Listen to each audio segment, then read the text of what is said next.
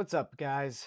Welcome back to another YouTube video. I really wanted to, and I know it's been a minute since we've done the whole YouTube thing. I'm not gonna lie to you. I tested out some equipment. I rented some so I could like give it a shot, give it a whirl, and see how it does. So we got some more equipment. As you can see, I'm using a DJI mic on the shirt. Pay no mind to it, but it's there. I think it picks up the audio well, but yeah, basically this video is going to be going over the first 3 games of Bruins preseason because we're kind of halfway through, and there are some telling things that are going on with the team. And I think really how you're seeing the lineup unfold, I think that's definitely something that, you know, needs to be taken notice of. I mean, in other Boston sports, Al Horford's gone. He's with Golden State. Um, what else happened? Red Sox made the postseason first time in forever. Patriots are dominating the Panthers, but anyway, Bruins. Let's get into the Bruins. I want to like make just to preface for the YouTube. My goal is to kind of make this more of a sort of podcast style. You know what I mean? I don't have a co-host. Like I want to be able to like, go back and forth with somebody, but for now this is just I want to do it like this. I want to be able to, make these kinds of long form videos where we just talk about the games, talk about what's going on, and hey, maybe you guys got some suggestions for stuff, you know what I mean? So anyways, let's just dig right in. So the Bruins had some roster cuts today. They made some cuts to the team. So I already sent out the post on my Instagram, so there you go. But and it's already out. But anyways, the Bruins cut Joey Abate, Luke Cavalin, the goaltender, Ty Sheveldayoff, Jackson Edward, Colin Felix, Ty Gallagher, Loka Johansson, Jake Schmaltz, Max Wanner, and Simon Zajac.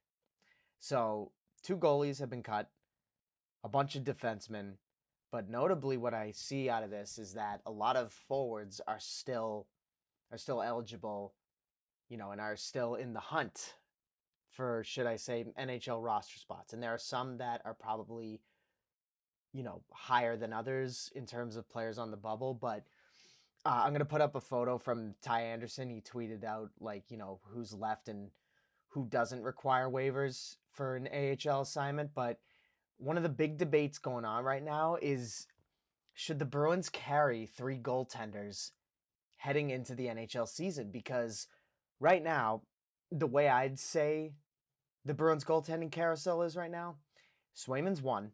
He hasn't played in the preseason yet, but Jeremy Swayman's your 1. Jonas Korpisalo remains as your 2nd goaltender, and creeping right behind him, coming off of a great game against Philadelphia, I'd say, is Michael DiPietro.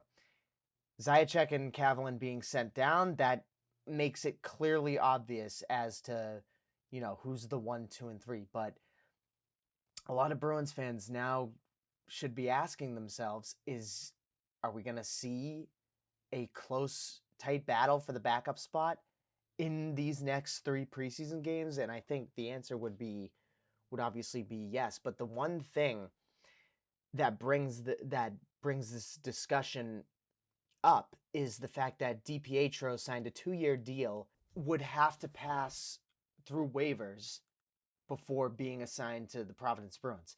And if you guys don't remember this, I remember when Kevin Weeks, I think it was Kevin Weeks who came out with it, but he had said that DiPietro was one of the top UFA Group 6 goaltenders in the market. Like, he was a goaltender that a lot of NHL teams were looking at. You know what I mean? He was a guy that a lot of teams were keeping their eye on with the situation, right? Because the Bruins already had Swayman and Korpisalo as the 1-2 punch for the NHL lineup.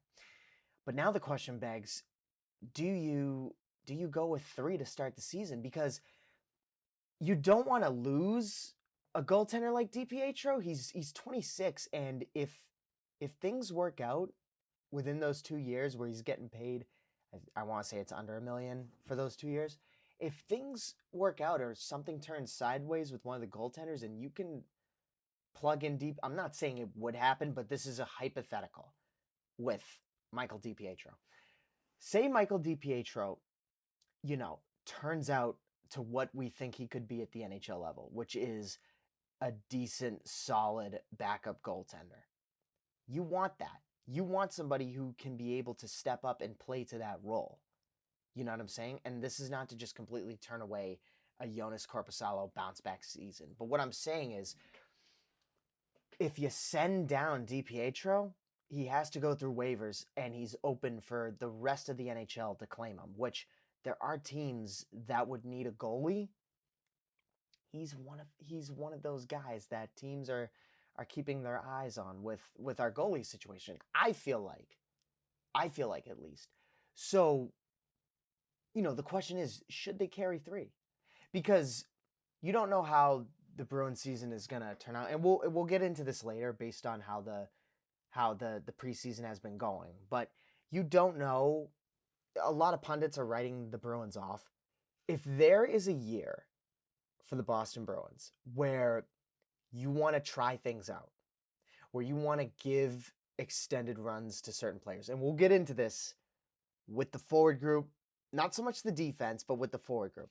But if you want to give a player of Michael DiPietro a chance at an extended run in the NHL, why not, right? Like, why not give him that opportunity? I feel like in game 1, we'll get into the games now. In game 1, I feel like that wasn't much of his fault in allowing all those goals. There were a lot of odd man rushes. The defense was pressing high. They were trying to, play to Marco Sturm's new system where you guys would see it too. They would press high. They would really try to force a turnover, and then it would become an odd man rush. And then, it was Washington would score with ease, right? And that didn't look good on DiPietro's stat sheet whatsoever, because he allowed like 5 goals in the first, I want to say. Hold on. Yeah, he was the goalie. It was 5-2. Hold on a sec here, guys. Yeah, Geeky scored the first goal for the Bees in that game, and then it was just, it was four unanswered. Sorry, not 5, 4 unanswered, and that just didn't look good on DiPietro's resume whatsoever. But then against Philly, DiPietro played much better, and granted, the goals that he allowed were also just like impossible backdoor shots that he couldn't get to in time. The highlights here, but yeah, if you watch back on like these goals, they were just like, backdoor passes, in tight goals that were just one-timers. What I'm trying to say is they weren't DiPietro's fault. They weren't saves that he could make on a, in your daily goaltending. That's probably not a save you're going to be able to make. And that was probably the case for a lot of the goals. But in times where he needed to make a save, which we weren't able to see in game 1, he was able to do that. That's what we wanted to see out of DiPietro, and he was able to do that. So all in all, just to kind of bring it back together, he didn't have he wasn't able to really put together a good game based on how Washington absolutely pieced us in that first game. He wasn't able to put it together, and then he kind of bounces back, goes 9 for 9 in the third period. I think it was 9 for 9, but he bounces back. I want to see how the rest of preseason goes and if he can really fight for that second spot. You know what I mean? Who's to say a little competition isn't fun, isn't good? You want the best goalie available, at all times. And if Korpisalo or DiPietro come out on top of that, I can't wait to see which of the two happens. But that's definitely one of the takeaways from the first 3 games of preseason. Zajac also, the Czech goalie that we signed, Simon Zajac changed his pads. They were all like yellow, but they're not anymore. But anyways, Heading into, I guess we'll do a little bit on the defense. We'll look at the defense, okay? Because the one thing that interested me a lot, especially when you look at the Group A practice lines on Sunday, and this has been a trend because Marco Sturm said it, Lowry and McAvoy are the top pair. I'm not going to lie to you, I would have expected McAvoy or Lindholm together. That's what I had, at least, because McAvoy and Lindholm need to get each other back to speed, but, I'm not an NHL coach. So it's Laura and McAvoy, Lindholm and Peak. So Andrew Peak paired with Hampus Lindholm on the Group A practice lines, and I'm interested to see how that yin and yang works out because, Hampus Lindholm, he hasn't played since November. I thought he looked pretty decent against Philadelphia because that was his first game back. I say decent because he was skating well. He was playing good with the puck. And Andrew Peak's just really solid defensively. Low key, a decent puck mover too, in my opinion. Especially last year, given his extended or his higher ice time, I thought he did a good job with that. And then Zadorov and Jokiharju on your third pair. I mess with that. But Frederic Brunet. So, for those of you who don't know, Frederic Brunet made his debut last season. I think it was the final game. And he's, I want to say, a 4th or 5th round pick from 2022 that the Bruins had. And the interesting thing about him is he's fairly young. I want to say like really young. Hold on. Frederic Brunet. He's 22 years old on the 3rd year of his entry-level contract. He's also listed as a center, which I find is a really cool story. He's practiced with Bergeron. Go figure, 2 Quebec guys. Anyways, back to Brunet. He's pleasantly surprised me out of camp. And I know it's only the first wave of cuts.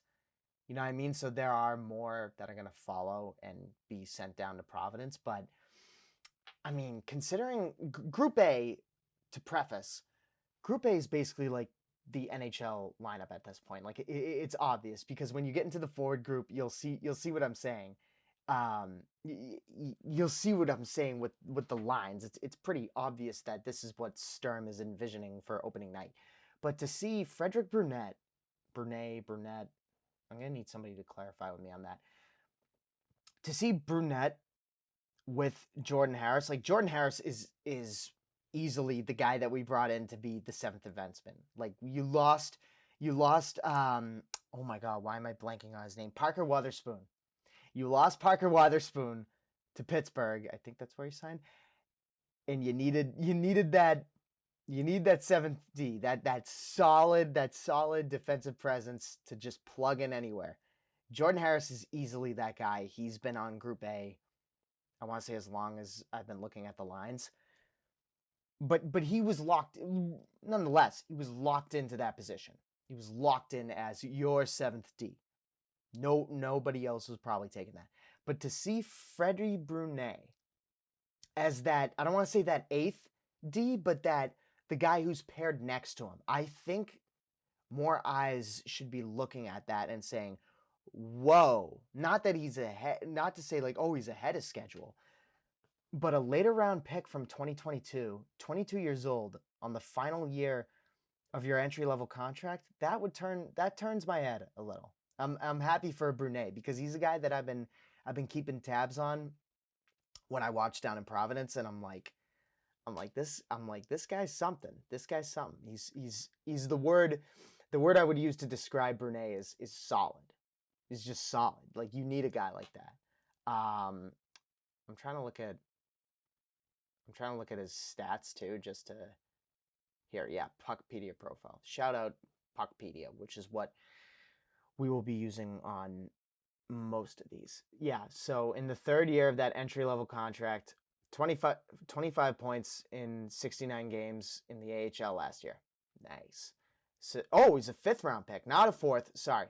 In 2022, we took him 132nd overall in the 5th round. So Way to make some strides, Freddie. Way to make some strides. So we'll see how the rest of the defense kind of pans out there. But getting into the forward group, this is where like the real conversation begins, because there's so much parity, I guess, with the forward group, and really heading into camp, if you had to choose between the three position groups that had the most intrigue, the forward group was easily that, because the Bruins made a ton of, they had such a roster turnover where, you know, there's so many new faces, and now you're looking at a completely different team where it's like, okay, who's going to fit where? So the first line, and I'm going to remind myself on edits to just, if you guys are watching on YouTube, I'm going to try and also like put this out on Spotify. But if you're watching on YouTube, you could see the Group A lines. I'll put them up. I'll put them up for you guys. Geeky, Lindholm, Pastrnak, Zaka, Middlestat, Arvidsson, Blumel, Minton, Patra, Jano, Corrali, Kostelik, Asimont, Beecher, and Husnadinov. So usually these practice lines are like 5 lines. I don't really know why, but there's just so many hockey players fighting for spots. So that 5th line essentially is like your extra forwards. Just like on the D pairs, that 4th pair is your extra defensemen, or your candidates for that, because you can only have 3 pairs of D and 4 lines of forwards. So Geeky, Lindholm, Pastrnak, I just want to preface, for those who are Bruins fans who've been watching the team, who know like the composition of the roster, that first line is locked in. It's locked in. There's nothing changing that. That line has been having chemistry since early March. I want to say, like, you know, when the Bruins were eliminated from the playoffs, that line was just buzzing. And it is hopefully going to continue into this year.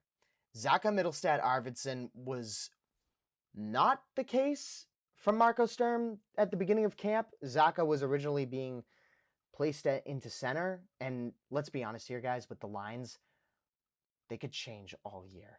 But in terms of expectation, the top 6 kind of rounds out to what a lot of fans have been expecting.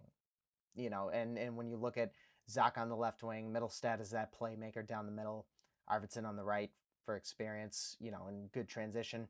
Makes sense. Nothing out of the ordinary there. The third line, though, just from today, I like it. I like it a lot. And I'll tell you why. Matej Blumel, this guy absolutely tore up the AHL, was, I want to say, above point per game in his career. He was probably the underrated signing of the offseason. When the Bruins brought him in, there was a lot of intrigue on him, and there continues to be, because of his scoring ability, which the Bruins need more than ever. Like that supplementary scoring from David Pastrnak and Morgan Geekie. You know what I mean? Out of everybody, Blumel kind of brings that intrigue, right? So you have him, Fraser Minton, one of the more responsible prospects in the Bruins chart, in the Bruins depth chart. Very well spoken, future leader. I don't want to go that far. He already is kind of a leader, but what isn't there to like about Fraser Minton? And his game fits perfectly on the third line. And then Matt Patra on the oh wait, before I get to Matt Patra, I just want to say Minton, for those who don't know, we got him at the trade deadline last year, where we shipped Brandon Carlo to Toronto. So Minton's coming in from Toronto, and he's probably one of their better prospects and has easily become one of our best prospects. Like he just is coming into the fold. And then Matt Patra on that right wing side. Matt Patra has, you know, gained some weight this year, and Sturm has told him to expect to play either center or right wing. I feel like he was one of those guys that, expectation-wise, was a bit of a wild card. Like he could easily, you know, dominate at the AHL level, but it's like, is he going to do enough? And this was a question for a lot of Bruins fans. Was he going to do enough to get back to, you know, an NHL spot like he was in 2023-24? So, I mean, hey, if you play him on that third line right wing, you got yourself a little kid line going. You got the Rangers had a kid line. I'm not trying to compare. I'm not trying to compare like teams here, but under 25, you basically have. Sorry, my computer kind of just. So I didn't want to have that happen, but that's basically a kid line. That's basically a kid line, guys. So would I like to see that? And I'll talk about this a lot. I'm a for the youngsters. Like I want to see, especially this year, which young guys can really step up and develop in an NHL role. Not to say that they couldn't do that at the AHL level and they need that patience, but I mean, you just look at the track record of what Marco Sturm has been able to develop and elevate during his time with the LA Kings. I mean, Quentin Byfield, Alex Turcotte was a late bloomer. Oh my God, why am I blanking on his name? The defenseman.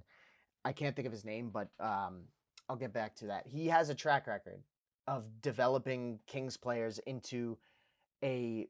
The Kings have been not win now, but they've been competitive. So developing those kids into a competitive team over in Los Angeles, I want to see the same thing happen here. So I'm for playing the youngsters. So if Marco Sturm does this kid line, like I already like Marco Sturm, he's funny.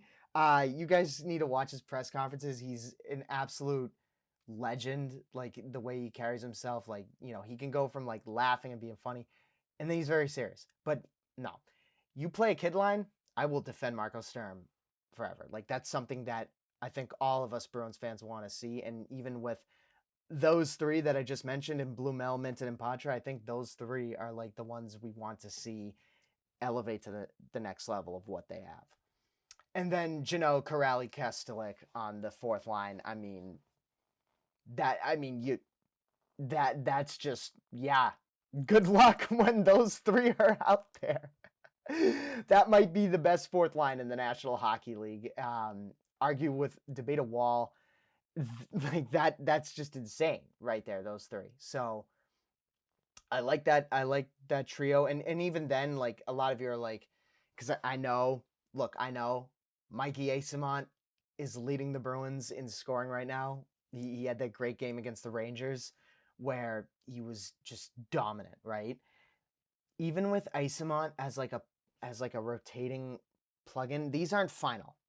The lines aren't final, and I doubt they come out to this. I'm just posing my thoughts on the team now, right? And what it could be. Eyssimont should definitely be like in one of the top four lines, so this would cause some shuffling. But when you look at what Eyssimont has done throughout the preseason, even I had him as a rotating fourth line piece, like rotating with Zdeno, Chara, Kestelik, and funneling in depending on need. Eyssimont just a demon. Like defenders hate to see this man coming. He turns the puck over and just generates offense. He knows where to be in the right spot, and I'm saying this from his game against the Rangers because he was that. When we transitioned into the fifth line, Johnny Beecher as well. I love to see him get that goal against Philly. He's been having a bit of an up and down preseason where started out a bit slow, but then you saw he was playing up in Philly, and then he got that preseason goal with like 0.6 seconds left. Thank you, Alex Bump, for regaining confidence in Johnny, or for giving Johnny Beecher the confidence. Basically, is what I'm saying. So Beecher kind of stepped up against Philly. I love to see that, especially considering he's on the bubble now with all the fourth line / depth signings we made. And then Husnudinov on the right side. I'm someone who wants to see Husnudinov as like more of a regular within that kid line, like a rotational piece, because there's a lot to his game that I genuinely enjoy. I want to see him work out. I want to prove to Billy Guerin that the stigma in Minnesota, I guess, and anyone who's a Wild fan can, or anyone else can kind of like correct me if I'm wrong on this, but I believe the stigma about Hustadinov is that he didn't really get above being a fourth line center. So I want to see if he can, grow out of that. I feel like there's a little more to his game. You know what I mean? I love his defensive presence. I love the way he's able to transition with the puck. Like, downhill, he can really generate some offense. So, yeah, computer, golly. Um, okay, so aside from that, I mean, in terms of guys who, you know, do not require waivers, and Dalton Bancroft went off, but more likely than not, I would assume he's one of those guys that's going to get sent down and play a top line AHL role. There's also guys who, in terms of guys who don't require waivers, I'll put up the list. Riley Duran, John Farinacci, Brett Harrison, Don Zlichmelis, Fabian Lysell, Fraser Minton, Matt Patra. Those are the forwards. Freddie Brunet is the only defenseman that's not cut, that doesn't require waivers. And then there's no goalies. So it'll really be interesting to see which guys are in that next like wave of guys who get sent to Providence camp. I think the biggest guys you got to look out for, and really it's a guy who's been getting the looks for a while, is Fabian Lysell and Georgi Merkulov. Georgi Merkulov had a really good game against Philadelphia, especially in helping on that second Dalton Bancroft goal. But Fabian Lysell, I want to start seeing him get on the score sheet. You know what I mean? Like, he's definitely showing, and the previous stigma was he wouldn't learn all facets of the game. He wouldn't get into the corners and fight for pucks. He was doing that. I saw Fabian Lysell a lot more active in the play, especially on offense, where you may not have seen that from him a lot. But he's one of those guys that I'm really hoping, gets that extended NHL look. You know what I mean? I really want to see him get some ice time, and maybe he breaks out. Maybe this is the year that he finally breaks out. I'm still a Fabian Lysell believer. So, yeah. That's I guess the state of the Bruins now, with their lineup. So I can't really think of anything else that's going on. Let me know what you guys' thoughts are on the lineup as a whole. I can't really think of anything else to kind of talk about in terms of narratives. I mean, this is why I wish I kind of, this is why I have you guys, because you guys are great with discussion and everything, but I can't think of anything else. It's still preseason. Next game's Tuesday, so I can't wait for that. You know what I mean? But anyways, is there anything else? And let me know what else you guys want to see from, like, oh yeah, Zdeno Chara was hired. There you go. That's a whole nother thing. Let me know what else you guys want in terms of how I do this content. You know what I'm saying? How I do the YouTube style thing. I really want to continue to like nurture this side of my content. I want to make sure that you guys are kept up to date with stuff. Roster cuts are approaching. Hold on. Zdeno Chara, yeah. That's like a good thing that you have him, as like a advisor for any sort of young guys, because every single player that's come through the Bruins organization, and I'll end it with this. I won't keep you guys on too long. But every single Bruins player that's come through the organization, that's come through and discussed their time there, there's always a story about meeting Zdeno Chara. There's always a story. And it's always a good one. And it's always one that just, like, boosts their confidence. When you have a guy like Chara in the front office doing that for the team, oh my God, it's going to do wonders for any sort of player who needs to build their confidence. Like, Chara's that feel-good, pick-me-up kind of captain. You know what I mean? So, yeah, A+ hire by the Bruins there. We'll see how it impacts, especially the younger players. I think it'll impact the younger players tremendously for those who need to find confidence, because now that the Bruins have sort of this revamped prospect pool, with Higgins, Zeller's like ready to come into the fold, and all these other guys that are coming up. I don't know to the extent of what he would be doing. Hold on. This is where we wish we had notes.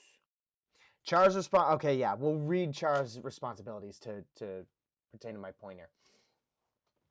Chara's responsibilities include building relationships and strengthening communication between players and coaches, attending practices and home games, and providing off-ice development support to defensemen. Chara will also help the team's development staff. So he's kind of like, yeah, he's a do-it-all guy. Like, he's kind of, yeah, he's like the middleman between the players and the coaches. What better way to bring Zdeno Chara back into the team than that? Are you kidding me? Yeah. So who wouldn't like Zdeno Chara as a hire in your front office? Home run, Hall of Famer to be. Yeah. I don't really have anything else for you guys. Yeah, that's it right there. That's it right there.